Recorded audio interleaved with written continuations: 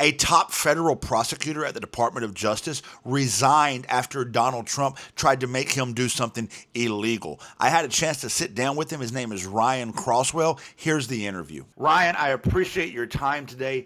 Before we get started, I want to play a portion of your campaign launch video, and I just want to ask you some details about it. Here we go. Let me play this real quick. But when Donald Trump tried to force the prosecutors in my section to drop a case against one of his friends, as part of his plan to turn the Justice Department into a weapon against his enemies, that's something I would never do. So I resigned. Crosswell calling for prosecutors and, frankly, everyday Americans to take a stand for what they believe is right. And then I fought back. And every citizen who values democracy must have a line in the sand that cannot be crossed. There's more to the video, and I believe it's on your campaign page. People can go watch it there.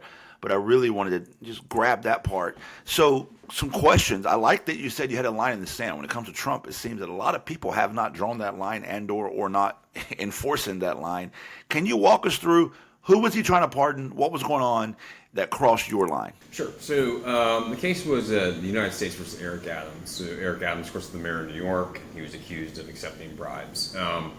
The Trump administration ordered my colleagues and I to dismiss the case and openly admitted it wasn't based on the facts, it wasn't based on law, and it was based, at least in part, on the fact that he was going to comply with Trump's immigration policy. And so, Jolly, that's just not how things right. We base prosecutions on the facts and the law. And what it really signaled was that, and what I think we've seen happen, is that this is an administration that will forgive or even excuse or pardon or dismiss charges against political allies and pursue political opponents. And it's a weaponization of the Justice Department and it's an abuse of power. It's not something I was going to be a part of. For the sake of clarity, when you say the Trump administration ordered this, are you saying the Trump administration in your perception, or was it the Trump administration definitively? Well, I mean, it was the very top echelon of the Justice Department. So the person specifically that it was the then acting Deputy Attorney General, Emil Beauvais, so that would be the second in command. Right. Which I believe is, we understand that those orders come from Trump. Right. Yes, and then by the way, that was also Trump's personal defense attorney. Yeah, I was going to jump to that in a minute. So I think it's pretty safe to just say Trump administration. Yes. Yep. Okay. And I have to say that because, the detractors immediately point to, oh, you're saying the Trump administration, but that order came from XYZ. It's important that everyone understands Pam Bondi, deputy director at the time, Emil Beauvais, they get their orders from Trump and they march in a very specific line, or they get kicked out. Trump has no room for dissension amongst his loyal cabinet members, amongst his sycophants that he hired. And I like that you've already pointed out that Emil Beauvais is his personal attorney, who, by the way, helped him cover up the Jeffrey Epstein files and the whole case, who, by the way, helped him write the pardons for the January 6th insurrectionists and make sure that was, wrapped up tight so they got their pardons, who, by the way, is now being looked at to be confirmed to be, I think it's the Third Circuit Court of Appeals as a lifetime position. He was confirmed. He's already been confirmed. Thank you for that clarification. Yep. It was going to take 4 Republican senators to break ranks and vote no. I believe 2 did, but the rest went along with it. And this is part of the problem, and this is why I'm running for office. Mr. Beauvais attacked me personally in a letter to Chuck Grassley on Monday saying that I'm campaigning and raising funds based on him, and to that I say, damn right. And if anybody wants to contribute to that effort, it's ryancrosswell.com is the campaign. Please do. And when you got Trump, Beauvais, Pam Bondi, we got these type of people attacking you, then you're probably my kind of people. I'm a veteran myself. I know you're a Marine Corps veteran. What'd you do in the Marine Corps? I was an attorney, so I was a criminal defense attorney when I was on active duty. So I would defend Marines who got in trouble, which happens on occasion. It does. And in the reserves, I've had a number of different roles. Been in 17 years. Okay, awesome. And then you also were a federal prosecutor. That's how you end up in the Department of Justice, correct? Correct. Yep. 10 years. Last 4.5 years were what I like to call essentially the artist formerly known as the Public Integrity Section. So shortly after I resigned, it was all but disbanded. I think there's less than 5 attorneys left. And that should worry all Americans, right? Because we were the cops on the beat that prosecuted corruption in government. And so I ask those questions because I think it's important to paint the picture for anyone watching that, I mean, you spent a career, both in the military and in the civilian sector, not only in legal and in the being an attorney, but also pursuing corruption and identifying corruption. So now you're the guy coming out saying Trump's being corrupt. I think that your word holds some weight there.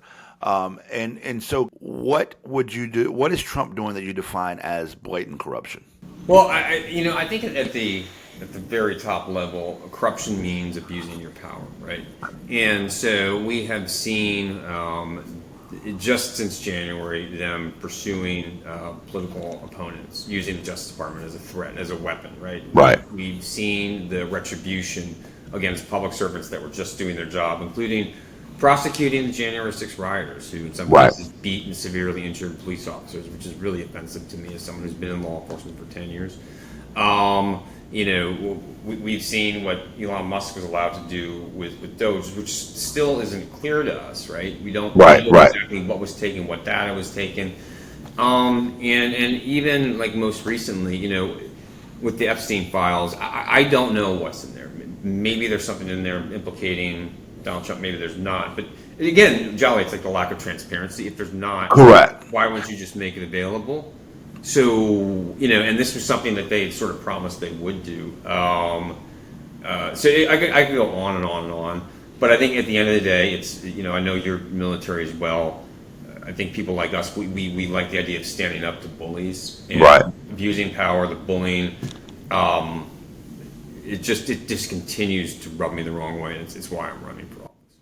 And I'm glad to hear that you are running for office. I'm glad that you stood up to Trump, and not enough people are doing that. I know we're short on time. Before I let you go, your district is, for the most part, working class families. I think Pennsylvania 7 there.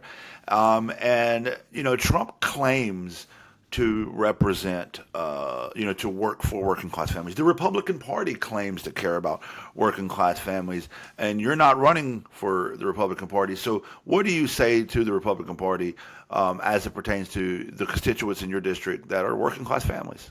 So yeah, I'm running against Republican Ryan McKenzie, and coming from a coal town like Pottsville. I don't think Trump would have ever visited unless his helicopter, crashed on the way to Manhattan. We're talking about someone who's always been a New York City elite, right? That's what he was. And oftentimes stiffing contractors who did work for him, like the sorts of people that were in my town, right? Working class, middle class folks.